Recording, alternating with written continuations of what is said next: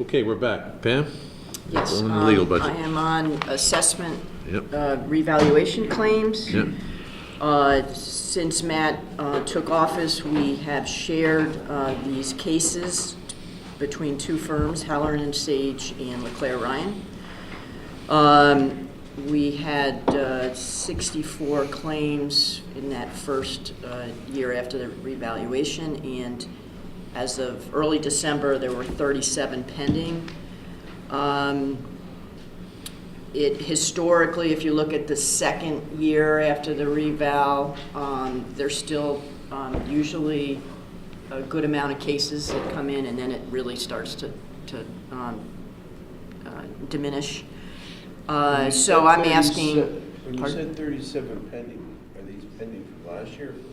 Pending from when they were filed. They would have been filed at the end of, by the June deadline of 2018, and then if it's, some higher standard. It's too early to do the sort of cost benefit and all of that. Yeah, though I did a couple of, maybe 2 months ago, not in any real scientific way, but tried to figure out average cost per case per law firm, and I don't have that with me, but they were pretty comparable. They were pretty comparable. June of 18 is not that far. Yeah.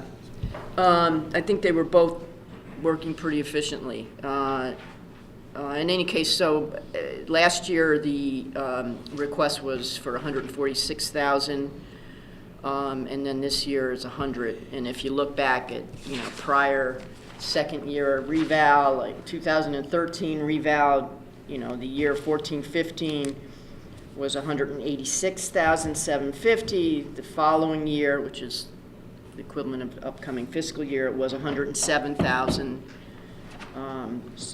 2007 was interesting. In 8-9, it was $184,000, and then 9-10, it was $225,000. It went up, but that was an unusual time.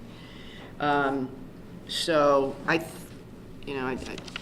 fairly comfortable that 100 is realistic. General zoning matters, I think I've increased this by 10.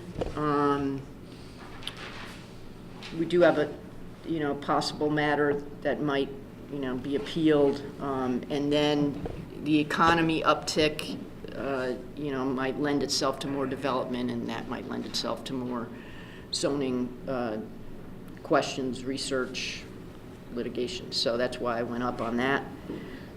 Dues and memberships, there's a correction. That line item ought to be reduced to 420.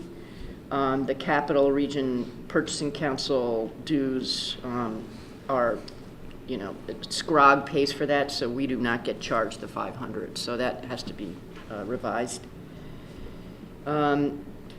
Education and training, lawyers now have a CBA requirement for 12 annual credits.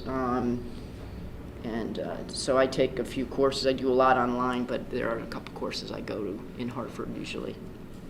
And that's it. Questions?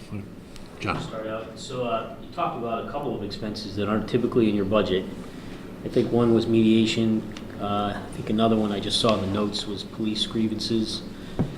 And I guess what the question is, do we see that go down in another budget line, so it's really just a wash and we're not really looking at it? We've had significant additional charges for many things. One of the another item she mentioned was pension. Because of the change from the defined benefit to defined contribution, the unions have requested a lot of data and information, which on a normal basis, if we had a quick question for our pension, we would cover that in our pension budget because it's very small. But when it got up into 4 or 5 digits, we didn't feel that it was pertinent to put those expenses through the pension, and because that really wasn't an expense of the pension, it's more an expense of the town providing information for labor negotiations. So we didn't have a lot of those large expenses before, which we're seeing now, or larger at this point. So that's why we have made the move from putting them into like the pension or the police budget into legal where it really belongs. One of the other things that is a possibility we actually discussed was, as we move into negotiations, we typically put money in reserve for personnel. And we talked about adding costs associated with actuarial services into that negotiation bucket, if you will. 'Cause And I was dissuaded from that methodology. It's an expense that we feel fits best in the legal line item. Okay, but for Mayor Jane's answer, I'm not really Yeah. going to find some equivalent No. decrease. These are newer, And- larger than expected expenses. I think Okay. the police grievances was taken into my budget a couple of years ago, so there probably is an analysis a couple of years back, not from last year, where you'll see that if you look back a few years in the police budget, you'll Okay. see that's no longer there. It was so just that sort of would've been a wishful reduction. thinking, that, Yeah. you know, Yeah. you got an increase over here, but it's really not as big Right, you would a have deal seen as an we in- think because there's a decrease. And believe You me, would I have push seen an back. increase somewhere, we chose to keep it in the legal budget for, like, pension issue, we chose to keep it in the legal budget, instead of, you know, charging the pension committee with expenses that really weren't attributed to Yeah, the understood. working of the pension. Understood. And quite honestly, the last contract that was settled with the firefighters, that's where a bulk of those came from. As you may recall, that was a 2-year negotiation, lots of back and forth. And we held firm relative to concessions regarding post-employment benefits. And we, for our own defense purposes, needed to show the impact of some of the requests that they were making. And those are the analyses that we paid for. They were I very, think in the very long run, it was beneficial to have expended those funds to get that data, because we proved that some of the requests that they were asking for had substantial burdens for taxpayers down the road. Now, do we see that level of complexity with the next 5 bargaining units that are coming up? Some of them are coming up again, so it's going to depend on how much we get into the discussion. Some of the last ones, though, had to do a lot with moving to the HSA program. So there are questions about the medical as well. And, you know, the changes to both medical and pension required an actuary to look at the numbers, because it does get quite complicated as to the financial impact to both the bargaining unit and to the town. And so when each time a proposal came up, we were, especially in terms of pension, we're obligated to go to an actuary. And I think on medical we may be as well, but we, as Matt has already said, it paid for itself, I think, in the long run. However, you know, it's important to have the facts on the table. You know, we could sit there and negotiate and say, yeah, we think this is going to cost how much, and we don't know until you run the numbers. And we had to run the numbers But to an actuary. potentially, the negotiations could be at a higher level of complexity because of these issues. It could be, and it depends on what comes up in the next negotiation. I can't predict what's going to be the hot button issues Yep. next year, and whether, you know, on either side right now, but we'll see. Hopefully not. I hope it's a smoother go, especially with 5 at one time. Sure. Pam mentioned deep matters. In the event monies are needed, that are outstanding, current thinking that they would come out of undesignated fund balance as opposed to contingency reserve. There's a potential that's where we'd go to. Yeah. However, as Pam alluded to, and I want to go full disclosure, but our last round of conversations with DEP, I think put us in a significantly better place than we were the last time we had substantive discussions on it. But safe to assume that at a certain threshold, we probably need to go there. And we have Army Corps also. We have dueling agencies, and Army Corps not as flexible as we would like them to be, so we still are working through that. Good. Anything further for Pam? Yeah. Good. Thank you. Thank you.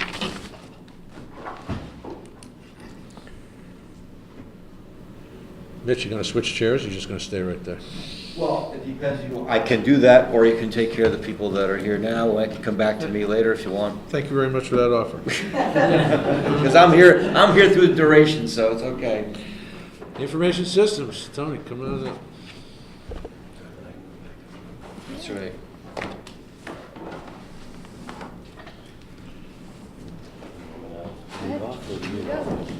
I have my notes. All right, I guess to start off, looking for an additional IT employee. which we did that presentation a while back. I don't think everyone was at that. I do have a couple of slides that I printed out that I can hand out after we're done and talk about that. That'll be fine.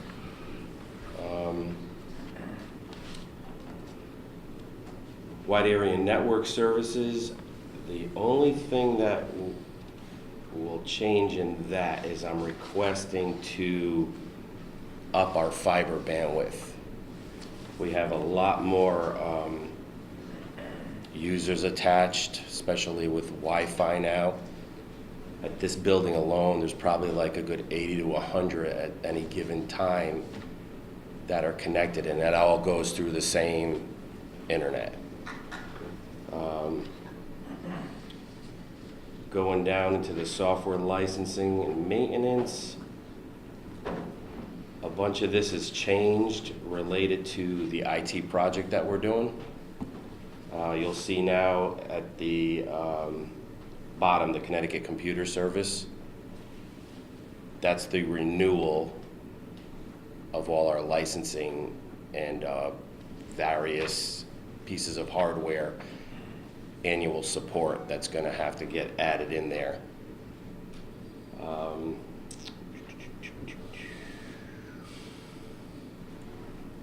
Just see overall in that area is a decrease in that area. Yeah, because a lot of other items will get removed, like the GFI Mail Essentials, that's no longer in there. The Veritas backup at the top. Yep, the backup will get removed. Did you put that in? Yep.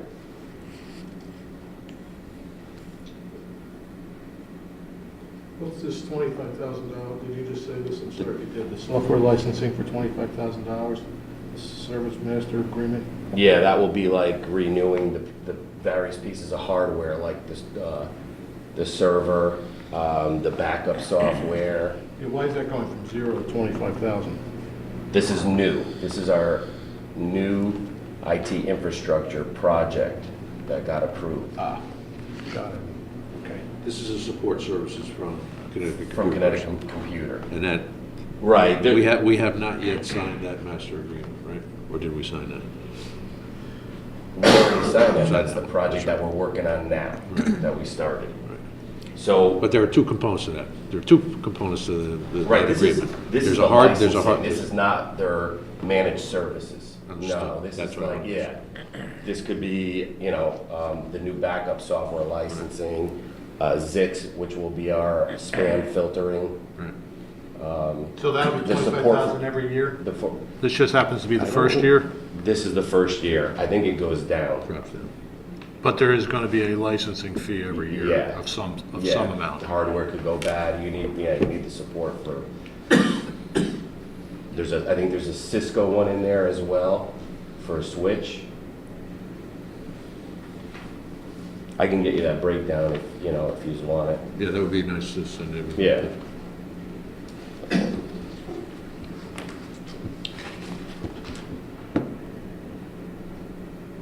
Any questions? Any other questions in that list? I'm good with it. I'd just like to add that under Tyler Technologies, we do have a request through capital for the SSRS, and the annual Okay. fee is included in this line item. Right. So if for some reason that's not approved through capital, there would be, This would be removed.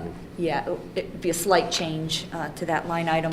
And the increase also represents our new general billing module that was actually approved a few years ago, before I was here, so I don't know how long, but which we had that carried in force, so we have implemented that this year, and so it being including that moving forward. Any other The questions? database software. Tony, you want to talk a Did you little need bit? something for you? This is probably a good time to talk about Yeah. the new position. Okay.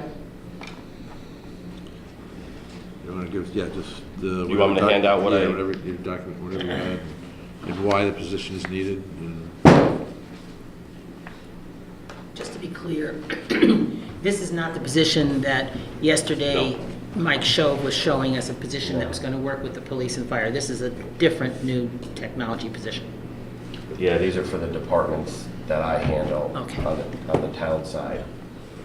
Correct. Out of the committee, I guess we'll call it, that we had for the shared services of IT, requests for 2 new positions came forth. So And I can't they remember. they presented public safety side, and Tony's I presented the thought so, town but I side. just thought I would. Yep. And I couldn't remember who was there and who wasn't. Assume no one was there. Yeah, so we're looking to cross-train between the PD, fire, town, everyone. These are some some goals that we came up with. Coordinate standards. I'm just skipping through the list. I'm not doing it all. Develop long-term strategies. Increase monitoring of our systems and threats, and to try to be up close to 100% uptime. We went from 2015 to today, 88 computers, 39 printers, 10 to 15 switches, 163 domain users, to now 90 PCs, laptops. The printers stay roughly the same. Same thing with the switches. Servers went up a few more. 168 domain users. The big increases are 22 mobile devices, which I manage through mobile management software, and anywhere BYOD, which is bring your own device, 75 to 100 on the Wi-Fi, which back in 2015 we didn't have any of that. Okay. So, and I roughly manage like 20 departments, and it's getting like when I'm working on something, I got to focus on that one thing, and other things are getting backed up. So one of the main issues we have is Tony does support all 20 departments other than public safety, and things tend to go wrong when he's on vacation, out sick. I don't purposely or- do that. But the point is, we don't have backup when he is away, so I have on more than one occasion already contacted him while he's on vacation, and he has had to handle things. So the main issue for us is to have that backup if when Tony is not here, but in addition to having someone who could take on some of the more, I'll say, mundane tasks that need to be done on a daily basis, so that Tony can concentrate on other issues, training users, threats, that type of thing. So that's the reason for the request. And grow with us too. The training, just to learn what we have. Would take some time to get somebody up to speed. Yesterday in the communications presentation, the fact that that new position would be a backup for when Tony wasn't here was described as one of the benefits of that position. Do you not feel that that would be satisfactory? I think that person there will have their work cut out for them for fire and police alone. Because what do they use? They're using a Matt Larson now, and he's overwhelmed with work, so I'm sure that person will be pretty busy. But in the long term, yes, we're going to have cross-training, so I can help them, they can help me, or us. I don't think one person. Is there any consideration for that being a part-time position? We would take that. So I don't wanted know. to make Sure. a comment here if I could. Yep.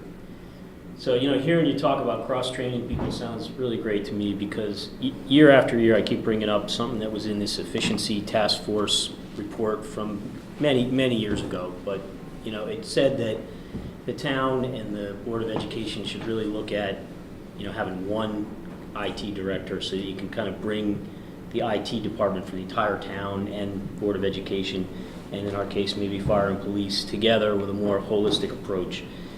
And I think there's, real savings to be achieved there. I mean, not always, right? Fire and police might say, hey, we need our own servers, we need a separate LAN, we need, separate this or that. But I think that, some of the things you're talking about, where you're cross-training each other, you're backing each other up, possibly taking the same architecture and leveraging it, getting 85% use out of servers instead of 40, whatever kinds of benefits are in this more holistic approach. I just think that we really haven't ever taken enough time to just rethink about technology for the town. And I know, Matt, you brought it up a lot, that it's a spot where we need to consider some money and some organization. And, if there's going to be more money, maybe there's an efficient way to make that structure so that you get a little bit better bang for the buck. And that's a big menu that I just threw out there. But, here we are, we've got software licenses that are over in communication, possible new position over there, current status, right, consultant doing some work for police and fire. You got Kevin on the, over there in Board of Education and his group that's doing IT for the Board of Education. So I really just think there's opportunity here.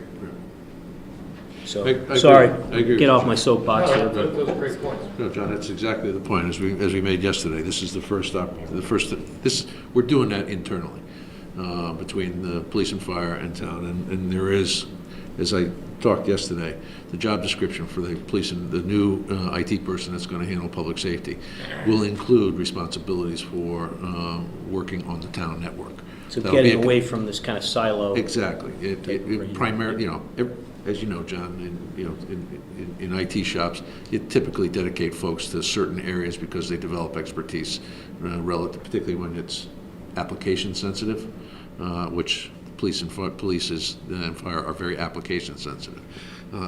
Networks, no offense telling, networks are networks, right?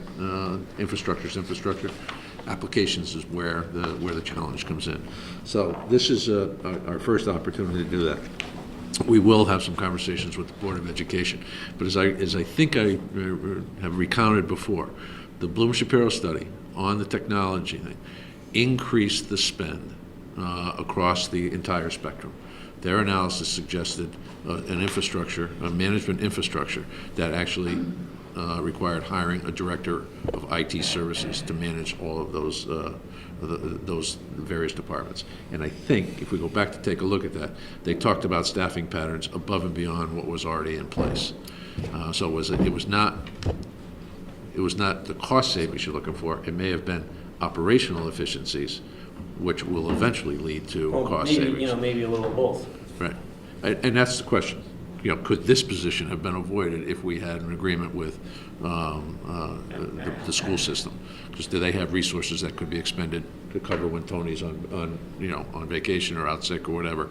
Or if we have projects that need to get done, would that resource be available? So the point's well taken. But I just want to make sure people understand that specific study did not show cost savings. The efficiency task force? The efficiency task force, the study that they did. More like a recommendation. Yeah, the Bloom-Shapiro technology study on the consolidation did not show cost savings. It was efficiency based. Okay. Because I didn't think just going back to the efficiency task force one I'm more familiar with, it didn't really go into kind of measurement. It was just a general recommendation. But out of that, the schools in the town at the time, Joe, I think, and the superintendent, they hired Bloom-Shapiro to come in and do a technology evaluation on consolidation. I think that was 2014 or 2015, and they had a series of recommendations, including a structure that called for a senior level position, a CIO position, basically. So there were no cost savings involved in that. I can get you a copy of that report if you don't have it. I thought you had a copy of that. That one I'm not familiar with. We'll get you a copy of that. If I could just, now, Bloom-Shapiro just also finished another evaluation for us. Right. So I know that's working its way through departments and vetting it out.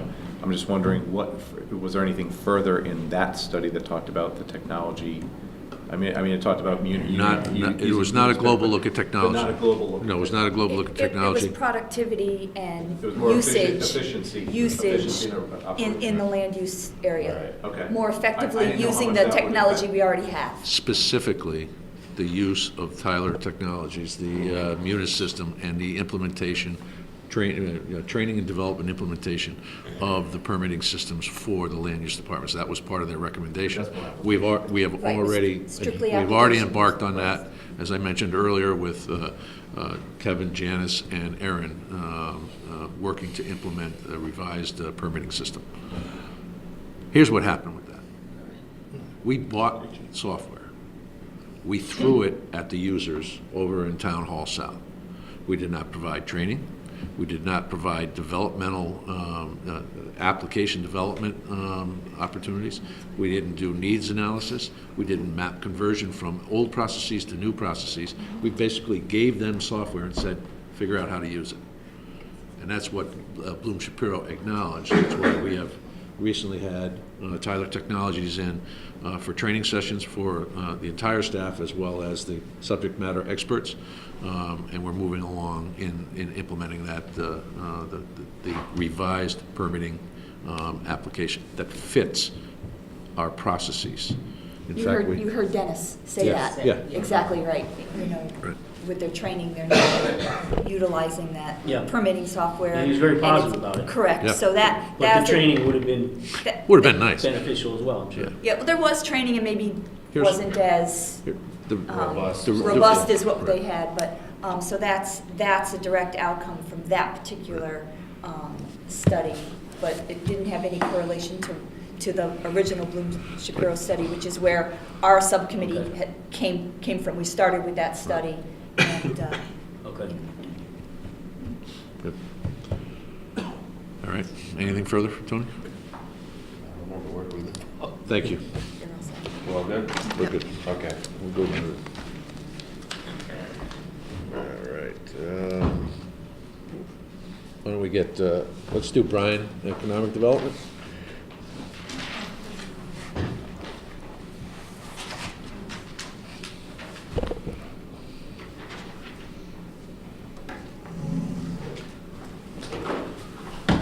Okay. My whole department appreciates the opportunity to be here. Have you used that line before? If you look at the high level of the budget, it's not substantially changing. We're less than 2% proposed increase that effectively is in the salary lines like in many other areas. The other key elements of the budget are remaining the same in real dollars, so you haven't seen any changes there. So it's, an increase just under $900 in real terms on the budget. I don't know how, if you want to ask any questions. I mean, we continue to have, I say, a robust year. When you drive around town and you see new businesses, new buildings, remodels, expansions going on. I mean, we had about 45 to 50, I say, activities like that. The last 3 years, it's been running about that same number every year. So, moves, adds, changes, growth, people coming in, a few going out. So even when you look ahead, changes like the Royal Printing business, the plumbing supply business, the Land Rover, which are currently vacant, are opportunities for redevelopment. So when you look in the past and you see 66 High Street, or you go out on the West End and you look at the Muse condominiums that are very much under construction. You go down the street, the real estate office, it's the old Broadway Mason, the apartments that are going in on the corner. I mean, the apartments, we anticipate COs in weeks type of thing that they're going to start going in there. The real estate business is supposed to be ready by about May. Again, Muse, well under construction. So the one thing about a lot of the things that I'm involved with take a year, 2, 3 to mature. So you see things started and then in various stages and they're carrying over. So like I said, you on one hand, I see a lot of these completions or near completions, and then we have change like Royal. I say you don't really anticipate Royal or the plumbing supply business, moving out. Land Rover. I mean, we sort of saw that coming a year ago when they were acquired by the Executive Auto Group. It was, we sort of anticipated. The good news, the people that bought that property don't want to sell the property, but they're looking at a lot of different opportunities. Prescuso is the agent there, but they're looking for people who want to lease. They'll redevelop per a user's need. And we've had 3 or 4 people at a minimum look at it with some seriousness. U-Haul, which has been in the works for a couple of years, they're nearing significant renovations starting on the original building. The new building that was proposed and approved, probably putting a hold on it until we work through the challenges that are in the courts right now. So, I mean, lots of activity and lots of good things happening. Brian, just a quick question procedurally. You talked about Royal Plumbing, the plumbing supply and Land Rover. I know you mentioned you're in contact with the agency. How do we support those agencies in terms of trying to identify potential businesses, or is that something that's typically done by the listing agents? I mean, it's a little bit of both. I mean, for example, the realtor that has Jeff's old building that sold, he and I met the other day, just talking through, kind of sharing ideas. Who do I know that might be a candidate? Who would be compatible with that kind of building? Retail versus an office, or both, or maybe splitting the office, things like that. So, I mean, that's just a startup meeting where we're just getting to know each other. I've been in contact with the realtors that have the Royal space. I've had a couple people approach me. That's the other thing. Sometimes people will reach to the realtors first. Sometimes they reach to me. I put them in touch with the realtors. We go back and forth. So it's really kind of a combined effort of how we end up working together. But any time a property, becomes vacant or something like that, I reach out initially to just establish that a contact. And again, I mean, some people have called me. I had 2 people in particular that were interested in the Royal building even before the for sale signs went up. And that building is in a family trust, and until it became for sale, with an agent, they weren't doing anything. They were working through that. Let's talk a little bit about some of the other aspects. Everybody's interpretation of economic development is a bit different, and obviously you and I have had substantial discussions. Yes, trying to attract new businesses or new development into the town is certainly a piece of it. Working with existing businesses to protect what is already here is another aspect of it. I want to talk a little bit about the work you did with Brook and Whittle and Yale New Haven, because those are, I think, pretty good examples of how you spend some of your time supporting current businesses in the community. Okay, just to use Brook and Whittle as an example, and it's still ongoing. The people that don't know, they're at Exit 59, the old C.R. Gibson building. They also have a property in North Branford. They are looking to expand their business. They need more space to bring in more presses, and they need the labor force for those. So we've started talking with them. We involved Sean Scanlon and DECD so that we could talk about what state incentives might be available to keep them in this area. And again, that's ongoing. Once we better identified their needs, and this is kind of working in conjunction with my counterparts in Branford, North Branford, and also with Rex, communicating, because they need additional space that frankly we don't have right now in Guilford. But, we all started talking and searching and looking at the shoreline area in between the towns of how could we keep them in this area. They also own a couple other businesses out of state, and so they're evaluating staying in town, in the region, I should say, not just in town, but within our region, as opposed to going to another business. So, I mean, again, I've been working with my counterparts, my Rex people, the state people, looking for ways we can keep them here and keep them growing here. I've used the Yale New Haven example. Again, at exit 59, they've been expanding the services that are going to be at the hospital. We got approached, Matt has a contact at Yale who, put us all together, and I work with their transportation and traffic people. I mean, at the end of the day, they don't have enough parking on site. And so we started to explore alternatives. So I've met with him. I took him around town at various spaces that I thought he might be able to lease and or buy. I mean, they wanted to look at their alternatives. So I spent a morning driving him around talking about the different opportunities. And frankly, where we're at right now, and as part of that, I introduced him to Guilford Commons, who has an adequate number of parking spaces, and especially right now, for the business volume. So I introduced the Yale New Haven people to the DDR people. It's now Site Centers.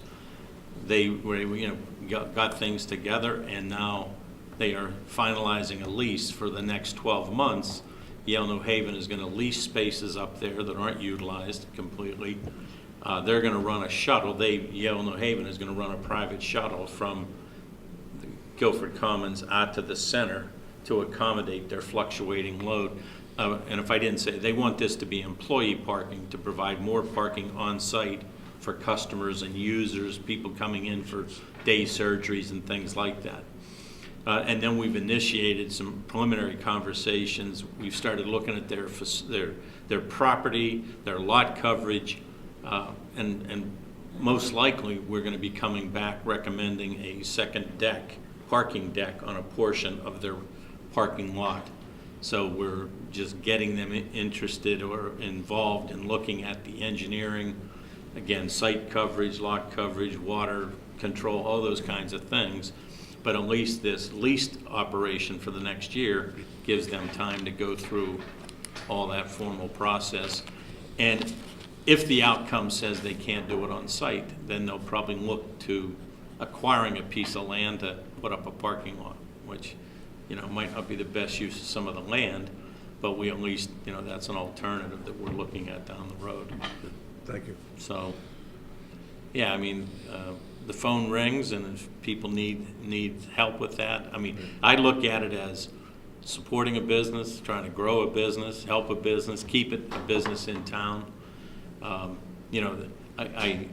interfaced with Town Hall South people just to quickly review some of the zoning or code issues just to make sure I wasn't violating anything there in making these kinds of recommendations. Good.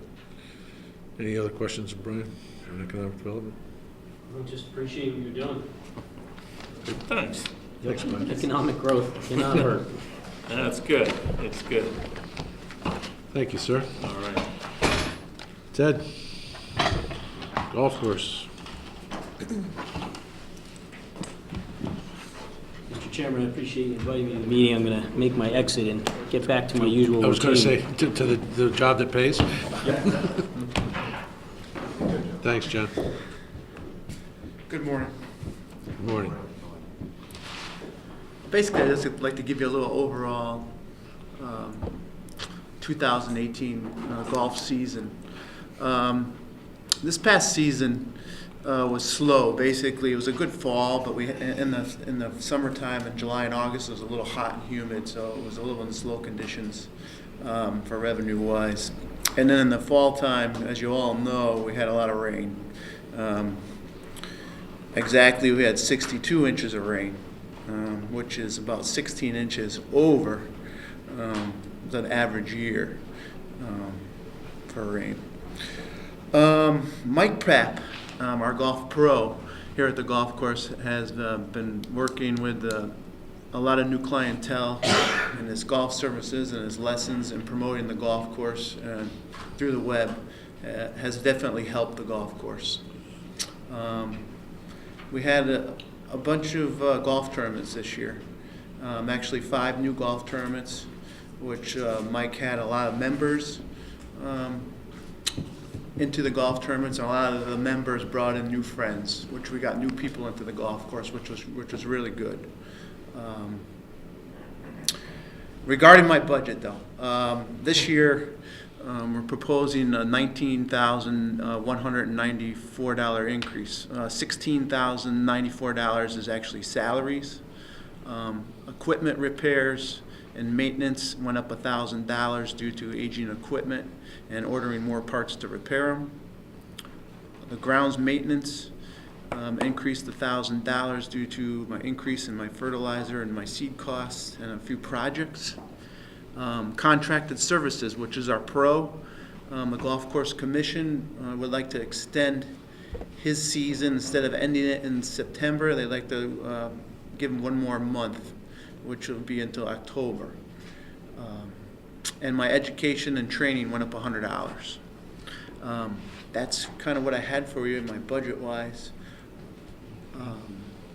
Revenue-wise, on the revenue side, the Golf Course Commission voted this past December to increase season passes and daily fees by about 14%, which will generate close to about $35,000 more this coming 2019 season. Okay. That's basically what I have for you. Any questions? I do. Part-time salaries, maintenance went up significantly from 36.5 to 47.8. Basically, we have one full-time employee on the maintenance side, and we have 3 other retirees. As of this past July, we brought them all to the Park and Recs through working through Mitch. We brought them all to an even new salary rate between Park and Rec and the golf course. Explain that again? Oh, that rate was put in this past year, so the typical increase should only be about 2.5% per hour for the individuals, or 2.75 for the individuals here. However, the amount of hours that has been necessary to maintain the golf course has exceeded what the budget has been.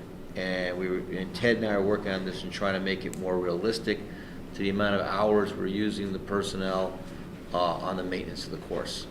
And that's what shows the significant increase, is the number of hours we have increased the personnel. I'm missing something here in the last column on the salaries under maintenance. It says 2018-19 salary, which is the year we're in, and it says 36,651, and then next to it, it says actual 99,290. Yeah. That's a typo. And Under the salary detail's confusing too. Yeah, I don't get it. Were you under my salary detail there? Yeah, what's the 500? There's basically 4 employees under the maintenance salaries. There's one part-time employee for 10 hours a week. There's 2 other part-time employees for 20 hours per week, and there's 1 employee for 40 hours a week. The reason you see a large increase there is that 1 employee went from just moving people around. We've had a significant turnover in personnel at the golf course maintenance, and 1 person that's remained in there. You know, his hours basically went from 10 to 40 because we needed him in there.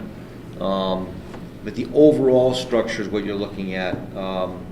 What needs to be looked at is the overall, the 47,000 versus, and you're right, there's a typo there, versus the 30. I just lost what it had. Sorry. If you go back to the salaries, I think it was actually correct. Versus the 36,651, which was budgeted last year. Just to clear it a little bit, there's about 80 hours a week, used for maintenance of the golf course, per week for the 39 weeks that we have part-time employees. Just to make that a little easier for you. So did the 36,650 cover the maintenance costs for those employees for this year? It really didn't. We went over that. I can't tell you the exact actuals at this point for the year. I don't know if they've been actually calculated totally, but I'm almost positive that we went over this year based on number of. Would it be possible to just get revised? I will do that for you. This year isn't over This yet. is I'm This year isn't flummoxed. over yet. It isn't over until June. No, You're right, Stanley. I'm thinking in terms of the season. But there's a spring season, isn't there? Yes. Right, right.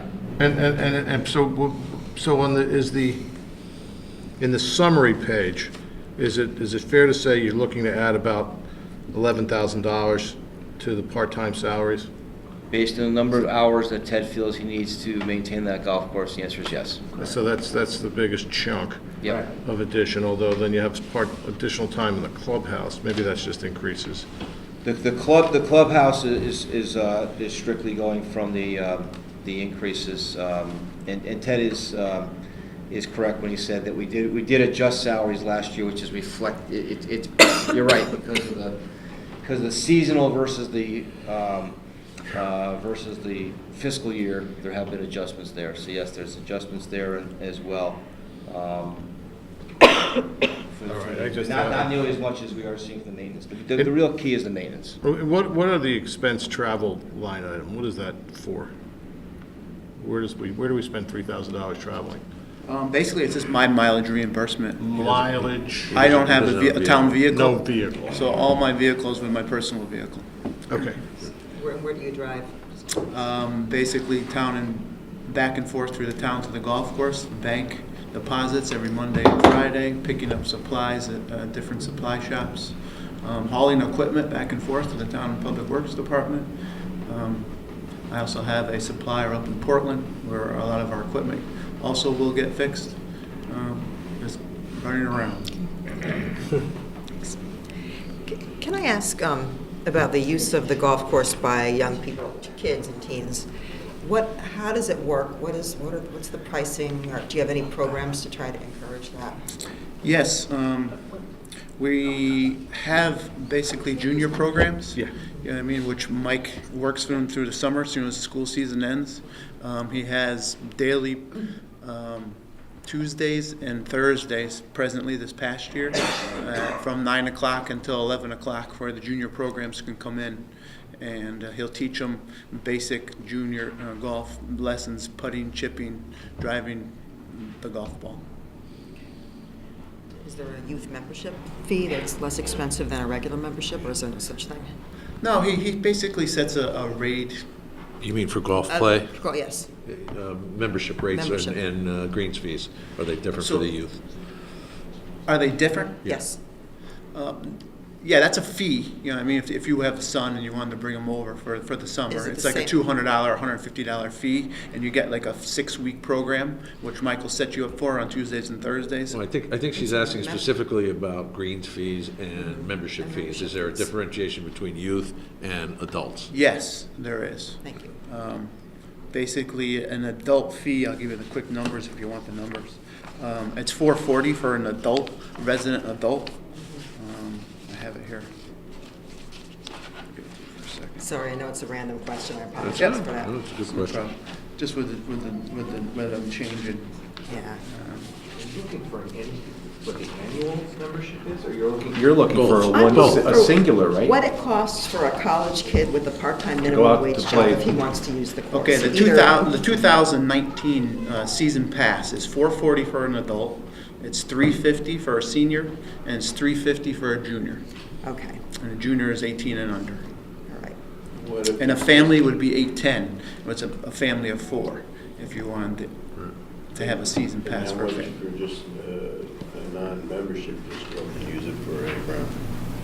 Just greens fees, a day ticket, 9-hole.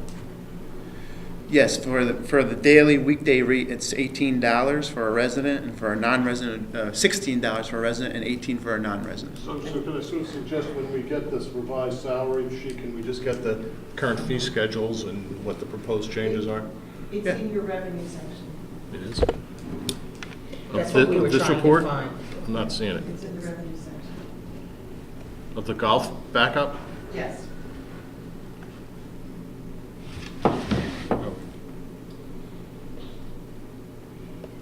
As a general, I mean, I'm going to look at the revenue section more closely, but I don't think I want to hold everybody up right now. Since the golf course was developed, and I guess that is almost 20 years now, Correct. and it looks like the yearly costs are, if we adopt this number that you're giving us, it's close to $300,000. and the commission is going to raise the fees, or whatever you just said, they're gonna, They're basically going 14% across the board. Sandy. right. Will we get into a black situation, because we've been in a loss situation for quite a long time, is that correct? That is correct. And the answer is no, we're not No. going to be, Okay, correct. projected revenues, I think, are 181,000 versus the expense of 297, or whatever that number is, The projected revenues are what? 181. 181. Okay. Even with the rate hike? Correct. Okay. So I just want to know, if you go into the, you can do it later on, but if you go into your library, there is revenue backup. There's Okay. revenue summary, and then there's revenue backup. All of the backup for all of the revenues are Okay. in there. So, and the rate schedule Is is already there. Okay, great. Okay, thanks.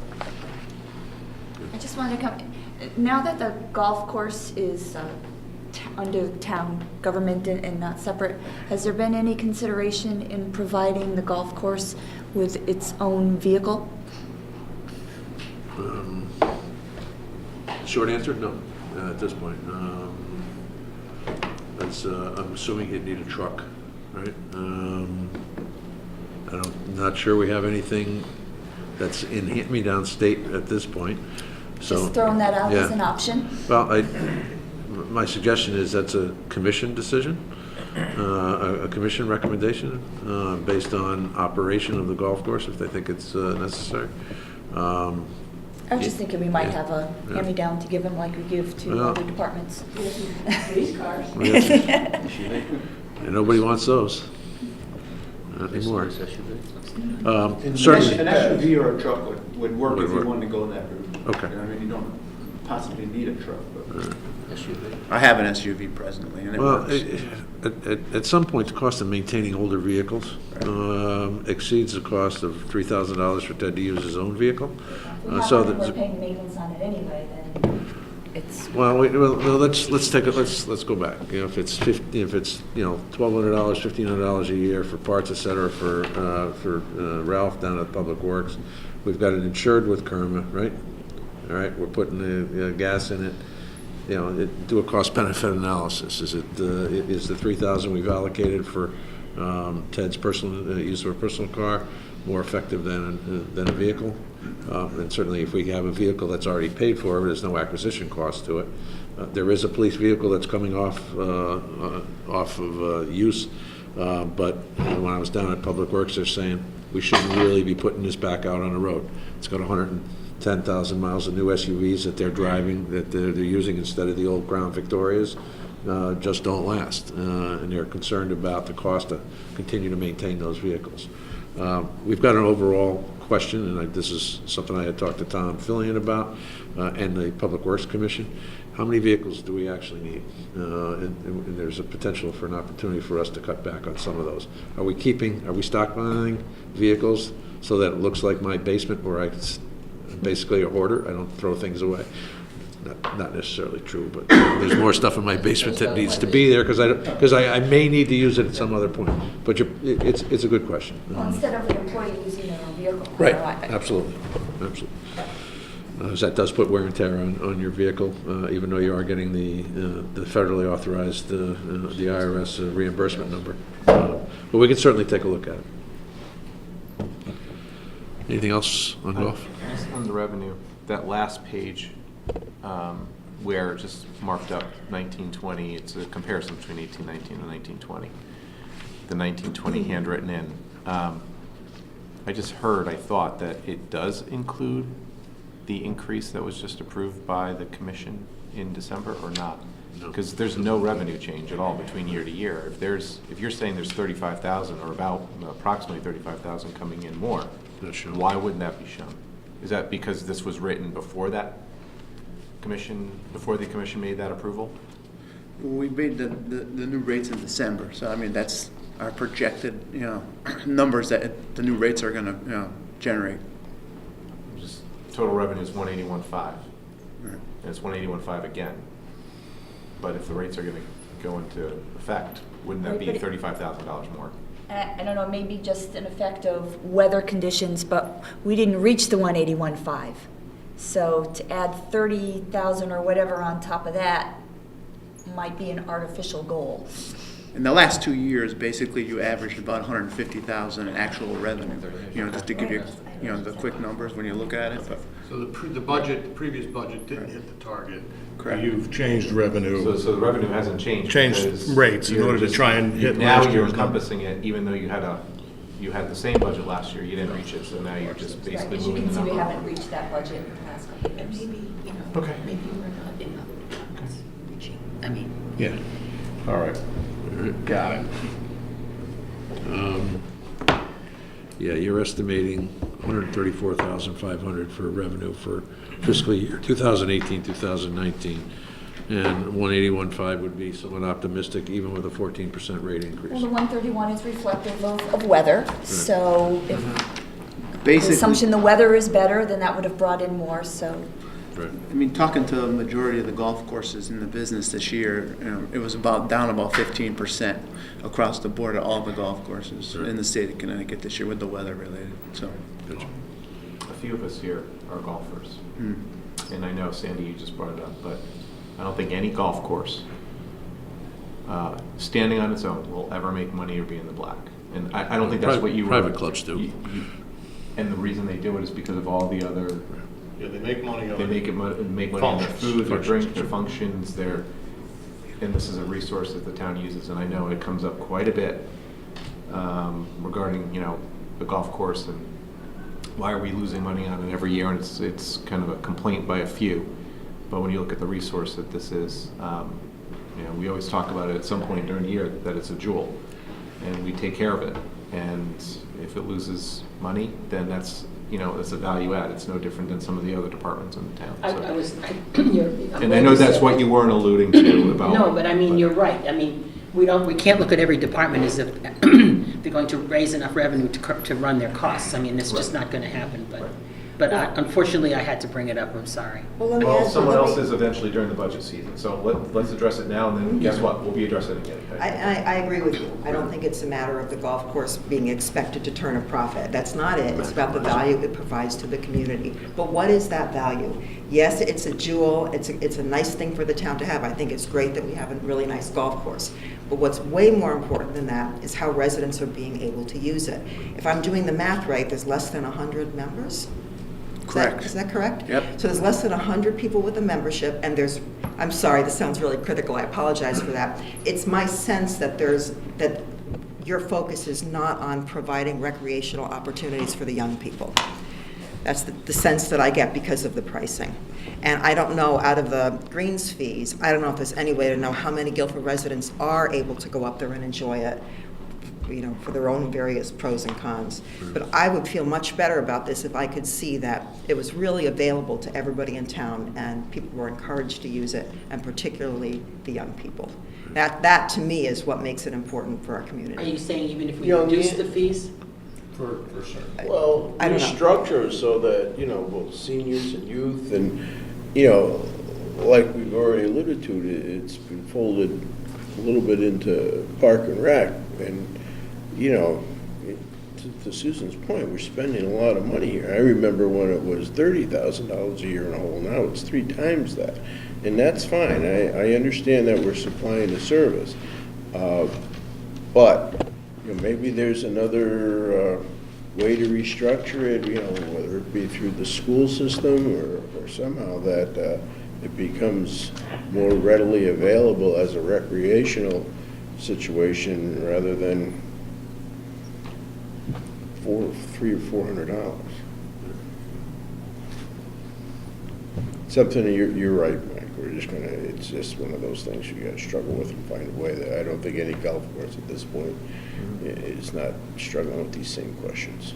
It's actually. It's just that if we look at this as a recreational resource, Right. then you got to say, okay, maybe we got to rethink. You know. No, I definitely get both points. I was just bringing it up more, I think, for the community who's watching the workshops and, you know, they hear one thing about, you know, the revenue and are thinking, oh, well, that should be offsetting. I mean, it does offset, but it's also, it's a value add. Offset for very few. Our season passes and daily fees are at the lowest there is. Period. What's our comparative group, the Apple 9? Apple 9 is basically our major competitor. Okay. And they're $150 more for season passes over there, and they're more to play for a daily fee. So what's the daily, you may have said this, I'm sorry, to Sue's point, what's the daily fee for a junior? Up there, No. for us, Yeah. ours is $14. $14. I know, but what we're comparing it to is rethinking the whole mindset about golf. I think, and I'm not a golfer, so I'm not the one that's gonna make any of these kinds of decisions, but it's a philosophical decision. I mean, a beach pass is $30 or $40. Yeah. That's a recreational opportunity for many people. Well, this board can certainly talk about whether or not we want to continue to It's a upgrade it in philosophy, yeah, the fashion that we want to. Commission's got it. It may need its own. And we'll have the opportunity to do that over the next couple of days, the next couple of meetings, so. I don't think we can answer Mike's point, we're not gonna answer it Yeah, this cycle. this but cycle, right. It just, if we're gonna, consider it as a recreational resource, maybe we got to stop thinking about it as a golf course. Maybe a meeting with the golf commission would be advantageous. Yeah, I think so. Yeah, it's true, it's an ongoing, 10 years. Well, they need to know what you're thinking in order for them to. I think that's a good idea. Good. We'll pull that together at some point after we get the budget, put away. Anything else for Ted? The only thing, Ted, so the commission has approved two things. One, that are of interest to me. They've determined that Mike Papp, the pro, is creating enough value to bring him back for another year and even extend his hours, extend the season. We're going to extend his contract for 1 month. 1 month beyond what it was Correct. previously. And secondly, the rate increase. Those are the two major decisions that the commission has made. Correct. And then lastly, I'm sorry, there should be a third one. Did the commission approve also the increase in the number of hours for your maintenance? Your The maintenance. hours crew? haven't changed for my maintenance guys. All right, well, I'm still lost. How do you go from 36 to 47 without more hours? Because this fiscal year coming, 1920, is going to be an increase of whatever, from $12 an hour to $13.50, whatever, or $11. As I said to Lou, let me Right. redo those numbers. I've got a Right. question. I got a question myself. That's a 33% I realize increase. that. It's a 30% increase. That can't be just a salary. That's not a salary increase. No, it's not a salary increase. I want to look at the number of hours. Right, that's The what I key meant. is not. That's why I asked the question, Yeah. did the commission approve And I the need to go additional back hours? and look at the numbers that I've provided to you to make sure that that you can see in one spot they didn't add up correctly, so let me just check the whole thing. Good. Let me get, and I'll Did your get it back to you commission by the next approve the meeting. bottom line budget? Correct. Commission approved the budget overall, so I have one last question. It's my understanding that Mr. Papp controls the concessions that take place at the stand. Is that accurate, and is that still the case? It's a question. All the golf merchandise is his. So he takes all the revenue from all the golf merchandise he sells and all the lessons that he also sells. All we sell is water and chips, in the concession, in our concession budget, in our budget. Clothing or anything? that gets And the sold? clothing is he buys and he sells. That's all his. It's all his merchandise. It was alluded, which I agree with, that that's generally one of the profit centers of golf courses. Yeah. I don't know whether you are entitled to know whether he turns a profit from that, what that number is, but Yeah. I just wanted to know. That's Just a perk. that's fairly consistent with most. Right. Yeah, I The believe pros that's- get a piece of all of that stuff, right? It's just a perk for the golf. For the golf pro. Yeah, I know. It's a perk for the golf pro. Thanks, Ken. it's usually how the golf pro makes a salary based on putting those two items together. Together, and it makes his total salary. Correct. That's $26,000. Yeah, a piece of the golf cart almost to it. They know how the whole thing works, right?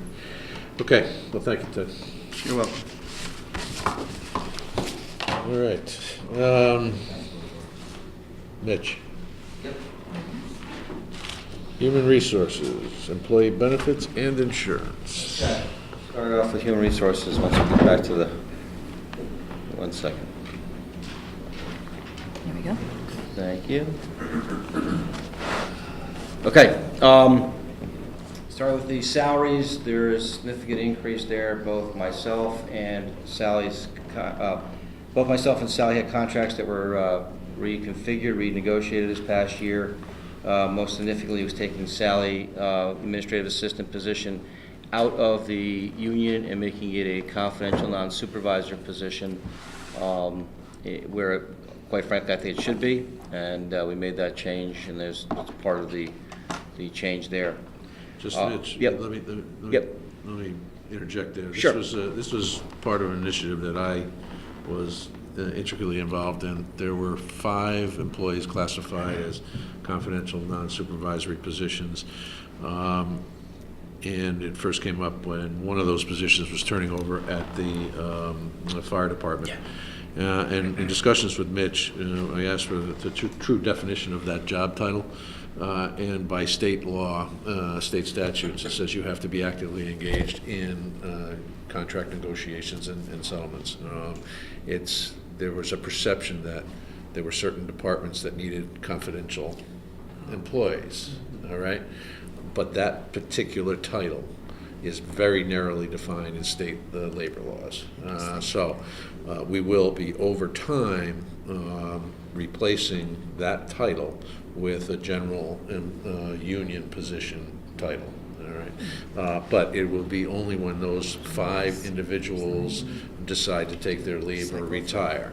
So one has done that, and I've worked. Mitch and I worked with the union on that, and they've agreed to take those positions back into the union. So Sally was really the only one who fits the true definition. Well, actually, not only Sally, Karen does, because Karen is involved, and she has access to all the same information I have in terms of those negotiations. So those 2 will be eventually the only 2 that have that position. So in large measure, that was initiated by me. Thank you.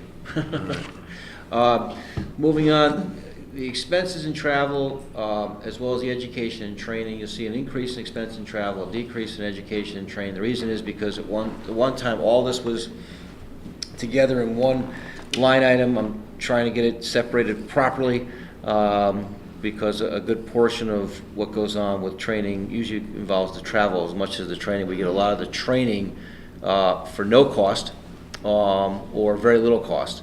But the travel back and forth to different places does add up, so that's where that changes come in. Printing, we're looking to increase that because our personal activity forms we're starting to get low on. We're going to need to either redesign or reorder, but either way we're going to need to get new ones in those, and that increases our printing for this year. It's only done once every several years.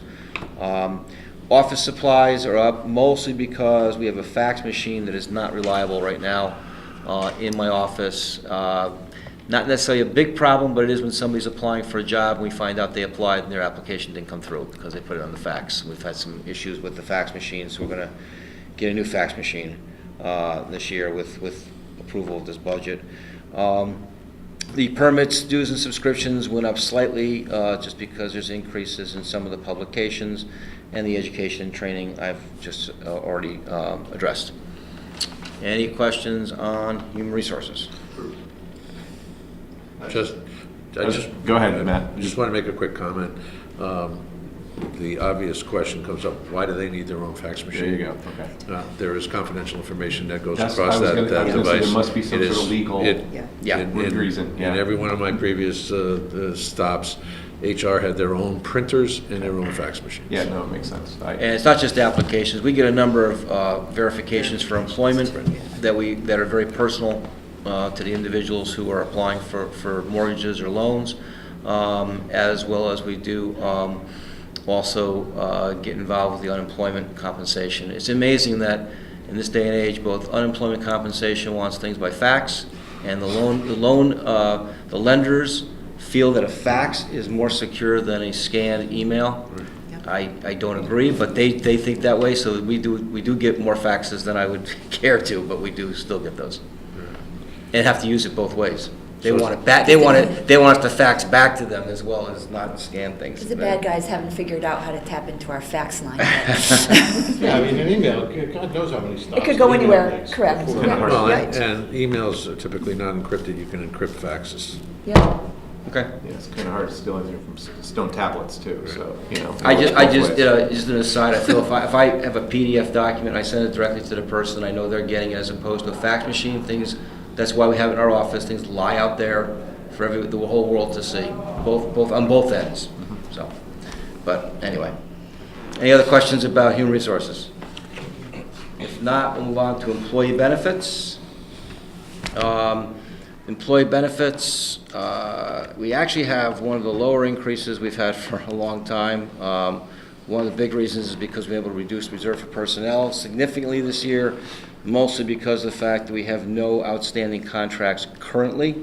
So that's a big plus in having much more accurate salary projections than you've had in the past. It just helps out there. With the pension situation, there's a combination of things going on with the pension. Obviously, what goes into the pension number is not just pension, it's also what we have with the defined benefit plans, it's what we have with the OPEB costs, other post-employment numbers, as well as the Teamsters pension, and the volunteer fireman's security plan. All runs into this one big item called pension. But the bulk of it is indeed our defined benefit pension plan, and our increase there this year was not nearly as significant as been in the past, and that is in spite of the fact that we've lowered the assumption rate, which typically would drive up that cost significantly. Assumption rate meaning rate of return? The rate of return from 6.75% down to 6.50 as recommended by our actuaries. We're somewhat ahead of the curve now on this. We've taken the last number of years to catch up. We'll probably see a continued decrease on that because the actual returns are not coming in at these numbers. Remember, we were up closer to 8 just a few years ago, and it makes a big difference, but it also increases what you need to put in to maintain the levels that you're expected to maintain for your pension. But we've had a good year overall with a number of other factors. So the actual defined benefit piece was only going up by about $50,000 this year, $55,000 this year. But overall, we're looking about a 5.4% increase in the pension line item. That includes all those items I just mentioned. There's an attached analysis you have as backup that you have already. One thing that is going up significantly, as you might expect, though, is the defined contribution plans, because we are matching the individuals putting money into the defined contribution plan, and as more people retire, the number of people on the defined contribution starts to drop, the defined benefit starts to drop, defined contribution increases, and therefore we have increased expenses there. And that defined contribution number is in the pension line item? It is in the analysis, attached analysis. You've got the entire, Mary Jane's done a great job putting this together with the numbers that she and I have cobbled for the entire part here. Cool. So Okay. where do we stand this year with the HSA contributions? That goes into medical. Okay. We'll get there. Okay. We'll get there. Last year, we didn't include them in there. Right. We'll catch up with that. We'll get there in a few minutes. So then we've got heart and hypertension. That's for the two claims that not yet been settled. We have the $20,000 amount in there. Retirement benefits are for two different individuals that are not covered on the town's pension plan. This has been an ongoing item for many years, has not changed. Our FICA, Social Security and Medicare costs, Mary Jane has determined based on our total overall increases in salaries, and you can see a small increase coming up there. There's also an attachment on that she has painstakingly put together to come up with.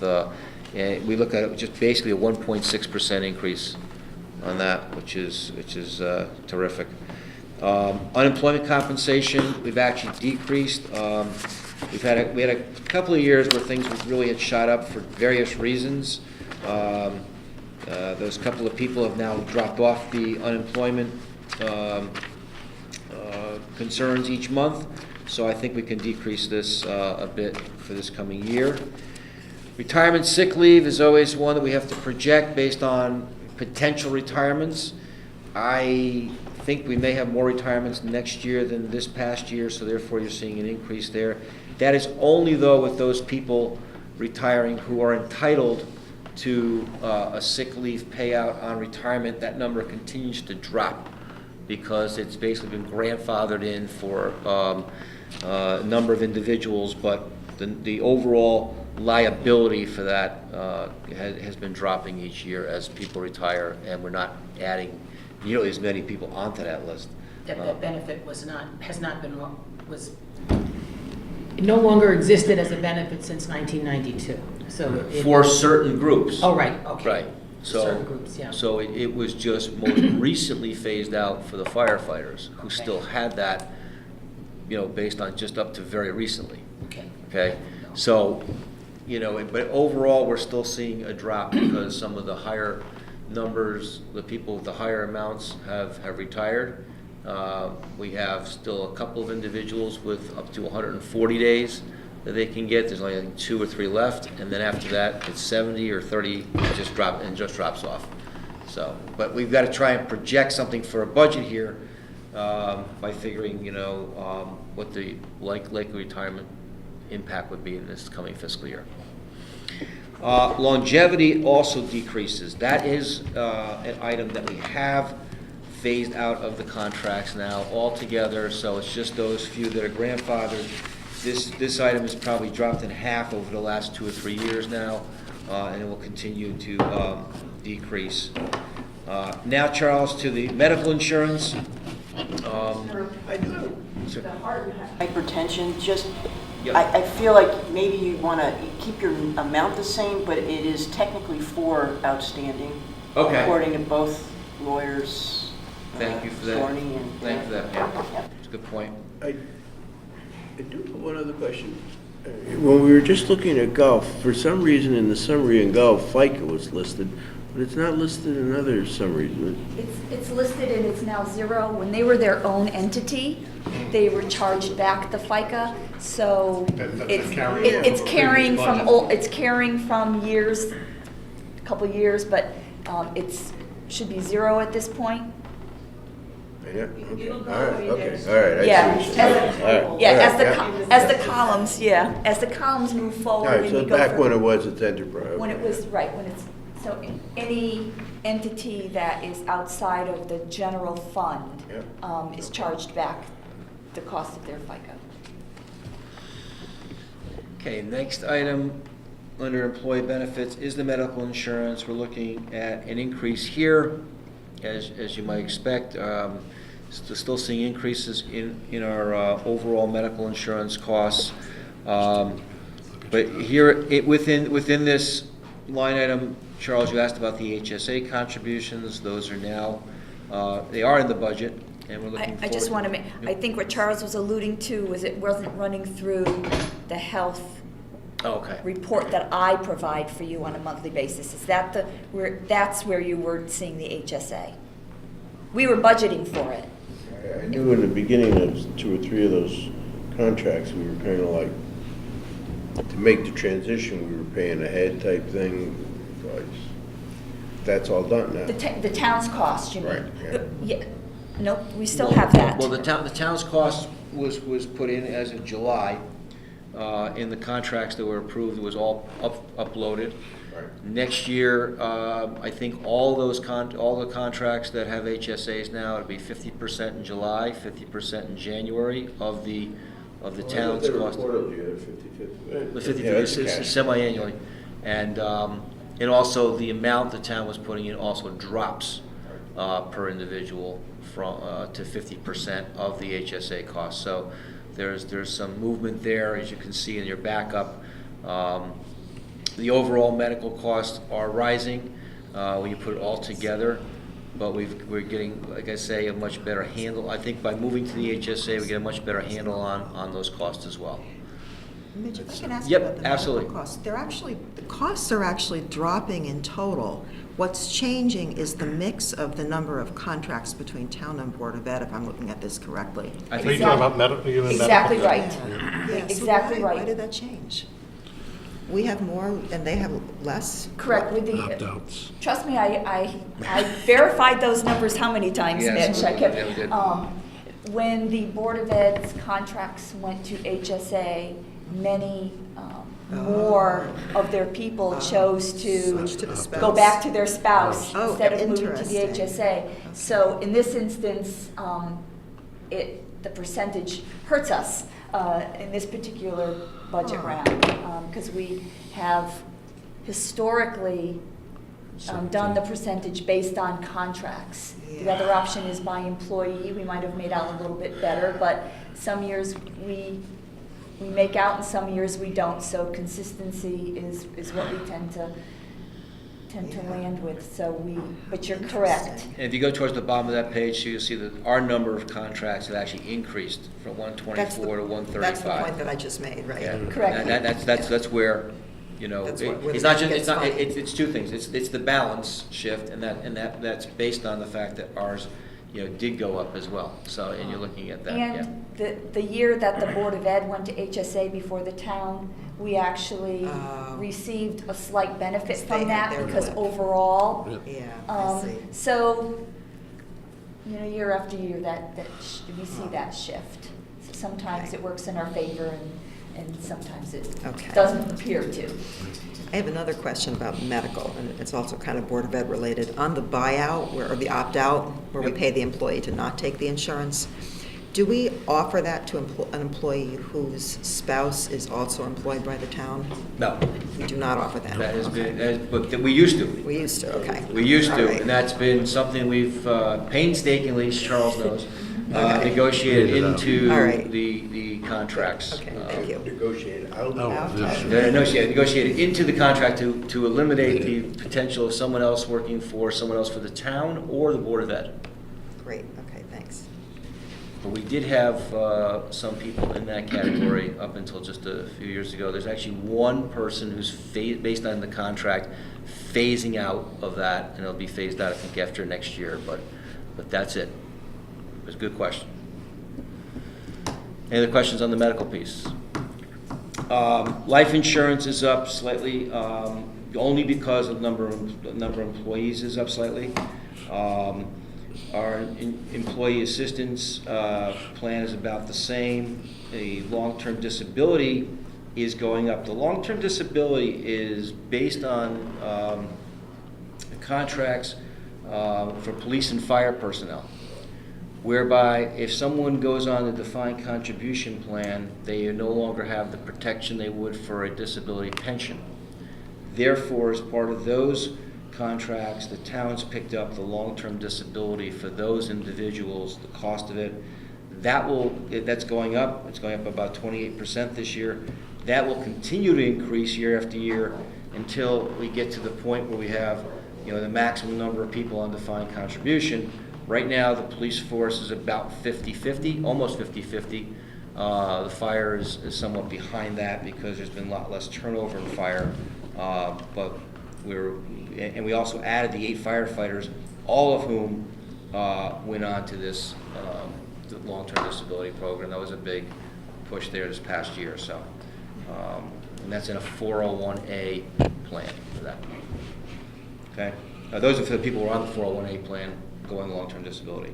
And the waste transfer reimbursement is a figure that Mary Jane figures out based on our FICA medical insurance, life insurance rebate. That's where we get the FICA back from that. Any other questions on employee benefits? If not, we can move on to insurance. And with insurance, so first up is workers' compensation. We're seeing an increase there. We're projecting about a 10% increase right now from KERMA. We're hoping that comes down a bit. We're overall showing a 7.71 increase. There's other things that go into that, not just the KERMA increase, but we are showing an increase there. In this case, the town does pick up 62% of the workers' comp cost, and the Board of Ed 38%. On the LAP side of things, the liability, auto, and property, we're looking at that pretty much staying the same as last year. We have a 0 increase on that. We've had good experience there. Here, the town picks up about 60%, and the Board of Ed 40% of the total. And the town's totals are reflected in those first 2 line items. Our crime and fiduciary liability, these are other policies that are not covered by KERMA. They're separate policies.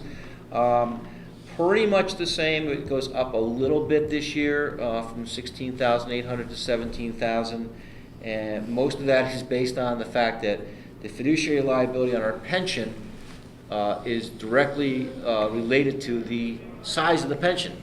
And as the size of the pension increases, so does our liability costs, and therefore that's gone up slightly. The other costs are pretty much staying the same, or should be staying the same for next year. Similarly, on the miscellaneous insurances, that includes special accident, underground storage tanks, special town events, we're expecting those to be the same as last year as well. Excuse me. Claims deductibles, we're hoping this remains low, but we're budgeting $20,000. We do have a $10,000 deductible for non-monetary claims made against the town, and so we're putting in there for projecting 2 such claims. But there's also some other claims that come in. We pay as we go, as the insurance company utilizes the attorneys for those particular claims. We pay up to the deductible. Our insurance consultant will stay the same. The way and the reimbursements coming down the rest of the line there are all, once again, with the help of Mary Jane, figuring out, working with Waste Transfer, Library, and Police Special Services to figure out what portion of those should be offset our workers' comp and our LAP insurance based on salaries and the rates for those individuals. And then the final piece is the KERMA equity distribution, which we don't know, but we've been led to believe we will see another rebate check from KERMA this coming year, and we've projected it at $57,000. Hopefully it's higher than that, but That's an we'll see. average over the last few years of what we've received. Yeah. That's where that That's number where came that from. came from. Yeah, thank you. For a lack of, we'd love to get 74 again, but that was really an anomaly high over, so. So that's it for insurance. Any questions there? I didn't cover already. Thank you. Thanks, Mitch. What? You're up. Last but not least, Okay, on the finance department, our salaries, we were able to reduce them slightly due to a change in our payroll coordinator position.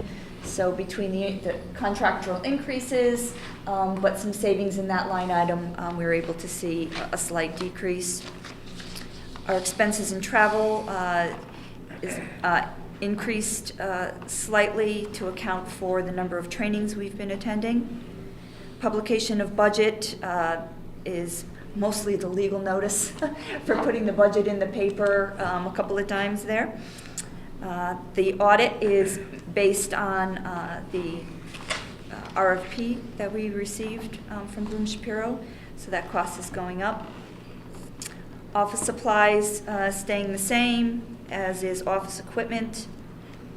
Under permits, dues, and subscriptions, we have a slight, we added an additional membership to GFOA for Mike. The first selectman is also a member of GFOA, being covered by his budget. Mike and myself are in this particular line item, and we have another one going down, so that overall that number is down from the current year. Same as education and training. That's gone up slightly. We put in each year from Munis training, although we don't necessarily always go every year. We do anticipate going each year. The GFOA conference that I go to is the New England States GFOA.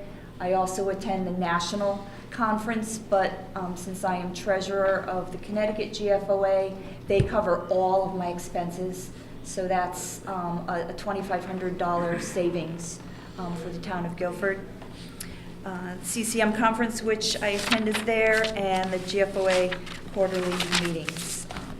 So bringing us down to just a slight decrease over the current year.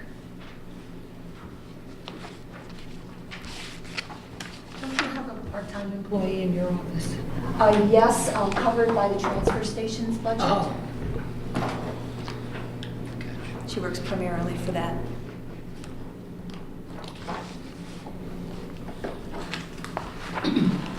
Any questions? No?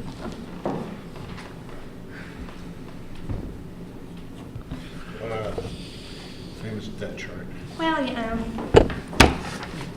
we usually only, in the past it's only given out at the public hearing, so I thought I would bring show and tells. And we're getting to the good parts, too. We're getting up to the good part. I'm sorry, was there any more in finance? I was moving on. Okay. Thank you for all that. So the debt. You're moving on, we're wearing out, you know. So I could have maybe gotten something else in my budget at the end of the day. Anytime it starts with a minus sign, it's a good start. I know, I could have just said I'm a minus, we're done, right? So what you're seeing in the debt is really just to what we have been projecting for our debt for 2020. As you've been hearing from this office for a number of years, and we continue to say 2021 is the height of our debt that we anticipate, and after that point, we should go down. The dark blue column at the top of the graph right now represents current authorized but unissued bond authorization. So if we were to go out next year and bond for every dollar that we are authorized, that's what that would represent. Clearly, we already passed the referendum. Correct. Everything currently already passed. So even with that, you can see how it goes down. Clearly, each year, or almost each year, we authorize a little bit more. Last year, we did some from the Board of Ed. This year, we have the Board of Ed looking for more funding and possibly more from the town side that we discussed just the other day. So that would add to it, but it's going to add to the other end of the curve that's already going downhill. So this does not, what you've just given us, does not yet include what's projected to come, because we don't know what's going to happen. Correct. But there's likely to be a bond request from the schools and likely to be something from the town. But authorizing a bond today does not mean we borrow tomorrow. So we spend from our general fund for items, and then we reimburse ourselves with bonding. So the for instance, the debt service might not kick in for some years. Right. For instance, last year, the Board of Ed had their two large projects. Some of those projects haven't even started, so I'm not even considering bonding for that money yet. So that's in that dark blue authorized, but correct. Those are in the dark blue. That's a helpful line. Yes. That's a helpful piece of information. Great. So in other words, there's no unpleasant surprises for what the town's already committed to. Correct. This is everything we're currently committed to. Cool.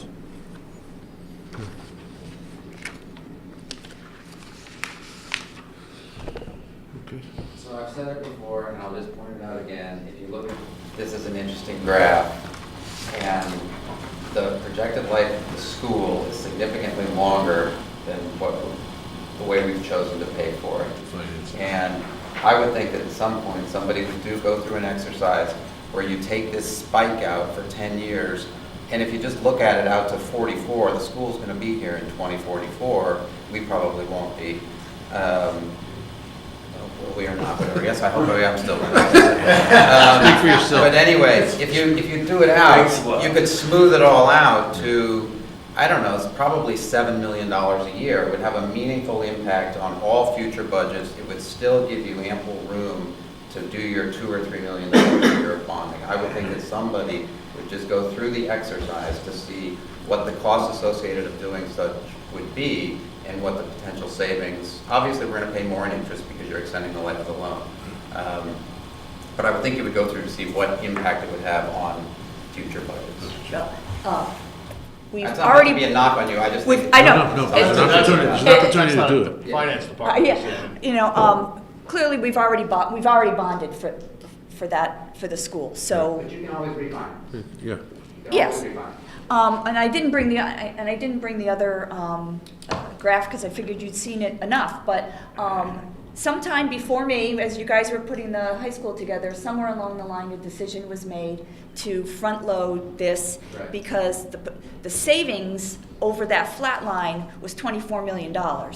So Savings on, it's less money paid out in the form of interest. Correct. It's all true, but you're basically loading the cost of the institution on current users and short-term users. So anybody on the back end, in essence, isn't really even paying for the use of that school. Now, you could certainly make the argument that it's worth more, depending on how you appreciate it, that the new school is a more valuable asset than somebody who's going there for 25 years. That's fine.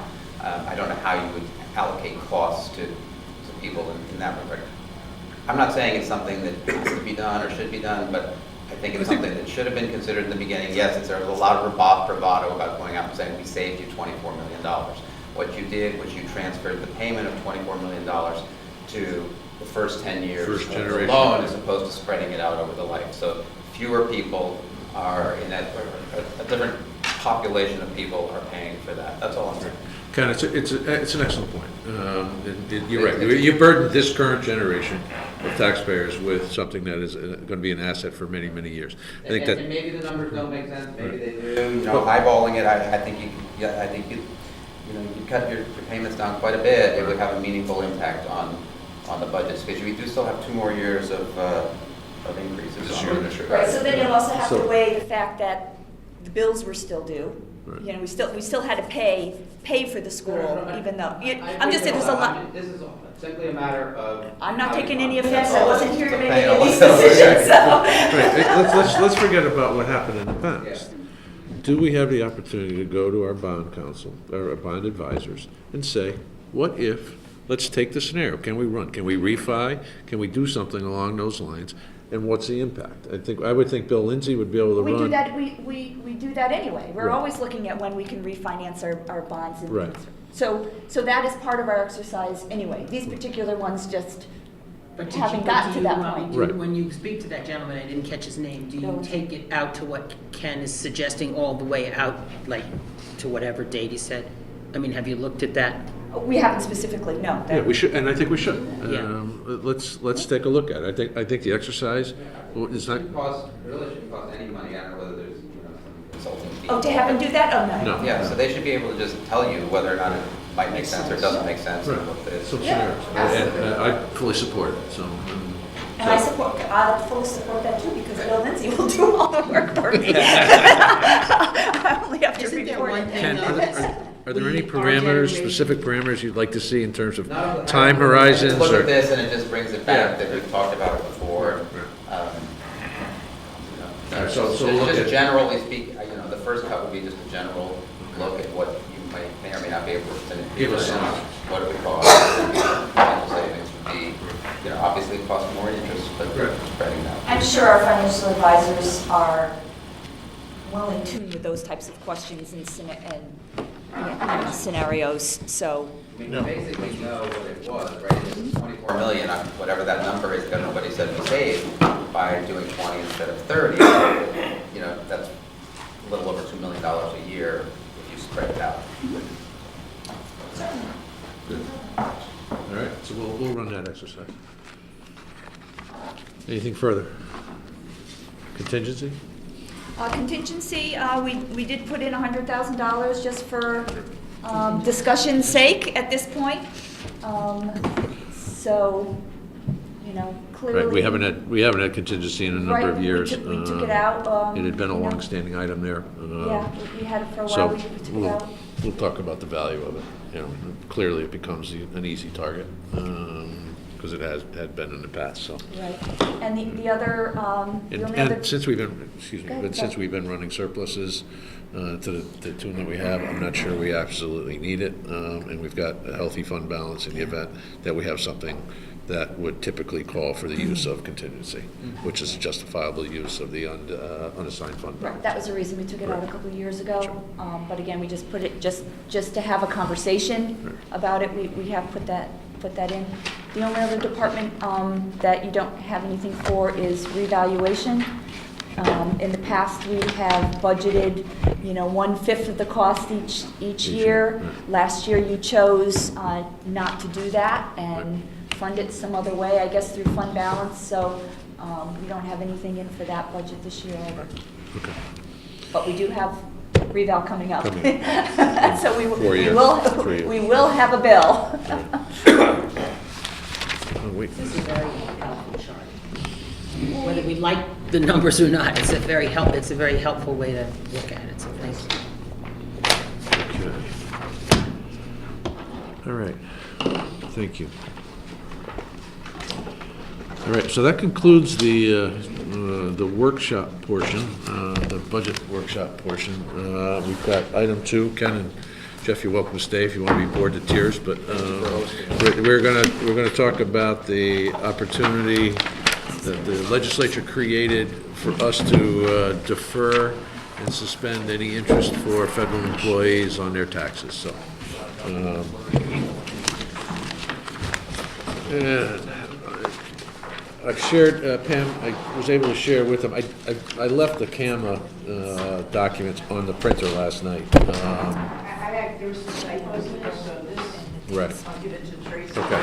Well, what I would like to do, and I would like for this board to approve a tax deferment program for federal employees as defined in the recently passed state statute. Meeting within days.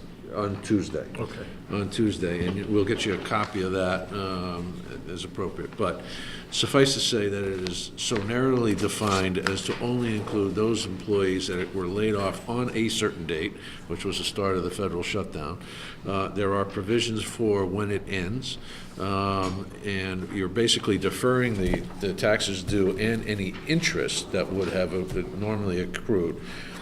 It's had to be done through state statute because there are existing state statutes that prohibit municipalities from deferring taxes and waiving interest for late payment. So, with some rare exceptions, there's something for an elderly program, but that's another story. But the program has plenty of safeguards in it. And the document I shared with you guys has some of that in there. But at 60 days at the return of work by any eligible employee, they have to make their payment. There is no interest due. However, on the 61st day, interest would be due back to the February 1st date where interest would apply. Okay? Is that, Charles, you look like you're... I'm just looking to see.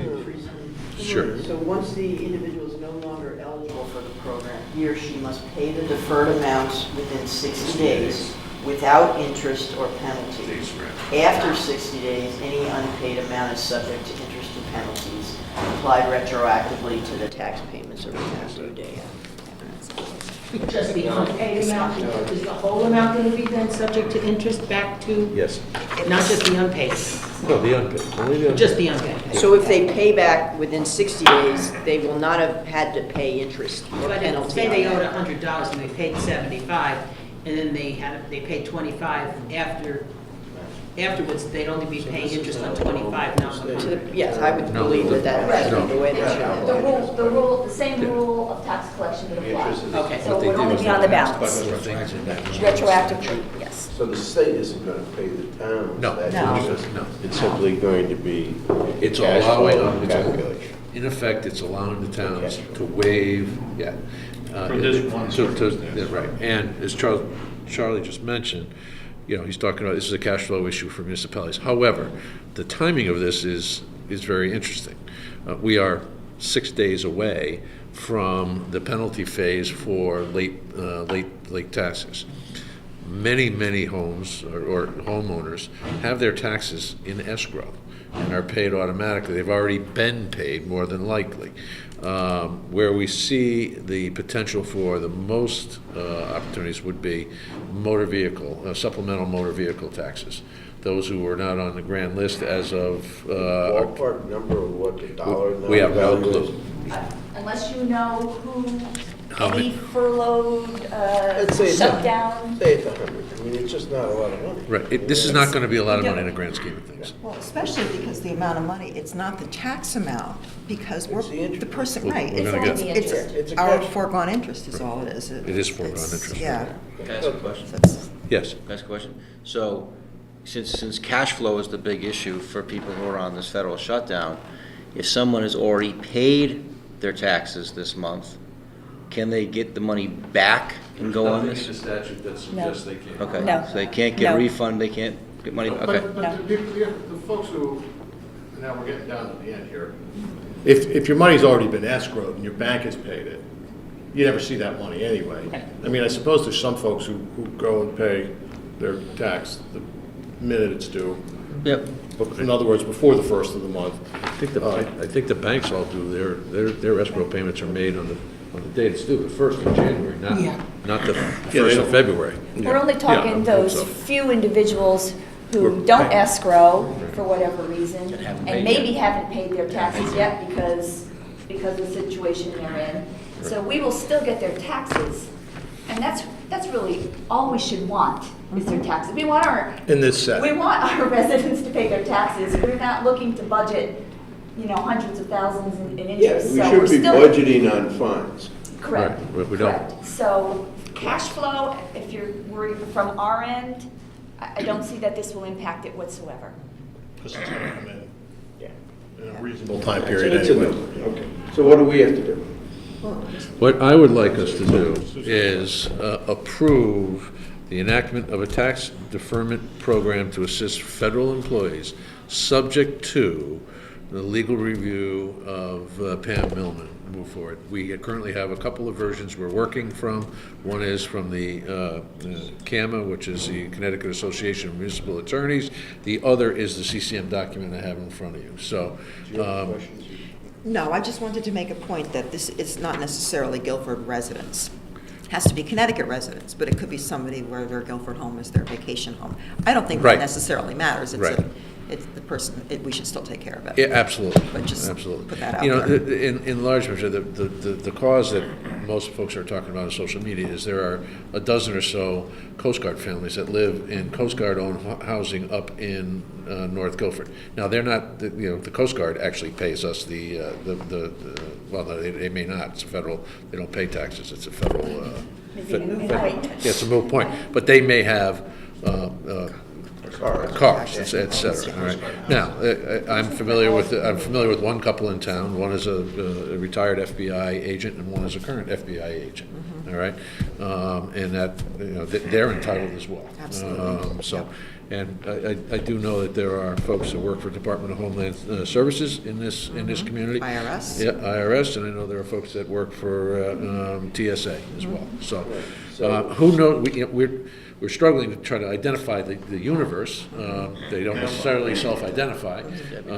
So what I would So like. do you want that motion? Yeah, I'd I'll like- move whatever Matt Yeah. has to figure out. I approved this resolution, I corrected it, there was just typos. Okay. That's different from In this. order to just, different from this, because it's such urgency that that you would adopt the resolution that she will put I'll into the move that record, you don't have to read it, you Thank waive the reading. So this is from the Association of Municipal Attorneys? Yeah, it was, yes, And so CAMA. they've already. And there was one town went forward, town council went forward with it, there was just some typos, it's And you've consistent with now been through it, I've looked at obviously. it, it's fine. And then the other thing that Matt will talk about is, there's gonna be an application for individuals in the town that could be eligible. There's some requirements to prove that, in fact, what you're saying is true, in addition to an affidavit. And the legislation pretty much recommends that you would have someone, maybe recertified, like every 30 days or whatever, that they're continue to be on furlough or continue, hopefully it won't get to that point. So let's take those one at a time. Charlie's made a motion. All right, is there a second? Second. All in favor? Aye. Opposed, abstained, recusals, hearing none, motion carries. The second piece is the authorization of us to move forward with the eligibility application that is also currently being developed, but fully defined in the state statutes. The eligibility requirements are defined in the state statute. We currently are working off of one from the town of Manchester. I saw there was one from the town of Shelton that came in earlier today, but pending, we approved the use of an eligibility application pending Pam's approval. Is there a motion for that? So, A second? Second. Call the question, all in favor? Aye. Aye, opposed, abstained, recusals, hearing none, motion carries. Thank you very much. Thank you. And sorry for the longevity of today's meeting. It's all right, it's fine. You okay? Yeah, it was interesting, and lots of points were brought up that I think is helpful to us and the general public. Good. Yes, is there a motion to adjourn? A second? second. All in favor? Aye. Aye. Opposed, abstained, recusals, hearing none, motion carries. Thank you.